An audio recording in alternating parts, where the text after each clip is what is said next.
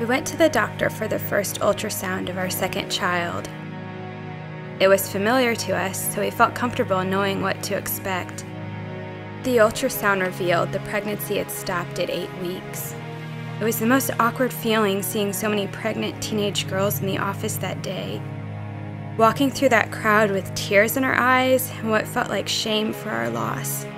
It was a jolt of shock to our lives, and it weighed heavier than anything I had experienced before that day. I waited 2 weeks knowing this child was inside me before my body began the miscarriage. We had a busy morning as we gathered ourselves and our 2-year-old son, making our way to what was the first ultrasound of our next child. My husband and I were very much in one mind that day, and as the doctor brought up the baby on the screen, we cried so hard.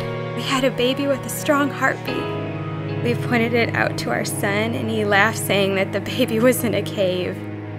He got his own ultrasound picture that day and carried it everywhere, calling it his big brother picture. Needless to say, I was ready to start preparing our home for what would be our next child.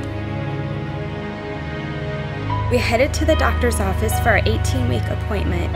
As the doctor placed the Doppler on my belly, we told our son he had to listen closely to hear the baby's heart thumping. She tried 2 Dopplers before she took us to the ultrasound room. All of a sudden, I knew something wasn't quite right. I don't know how to describe it, but it was deeper pain than before. God, what happened? Do I have to be the example of losing another child? 2 days later, I experienced what was the hardest day of my life, physically, mentally, and spiritually. On Good Friday, I delivered my baby boy, Elijah Cross. We held his little body. It was so difficult for me because I imagined my little boy running around in heaven with Jesus.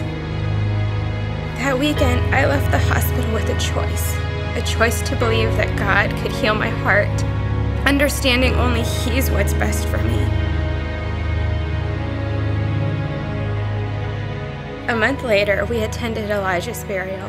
A stone was placed on his burial spot, and as they covered his grave with dirt, we cried our most aching cries together. It was as if we were being forced to turn the page and fully accept the life and death of our child.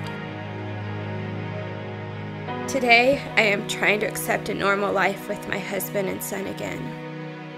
Daily, we are trying to place fear far away from us. We have been humbled by prayers and flowers and meals and support.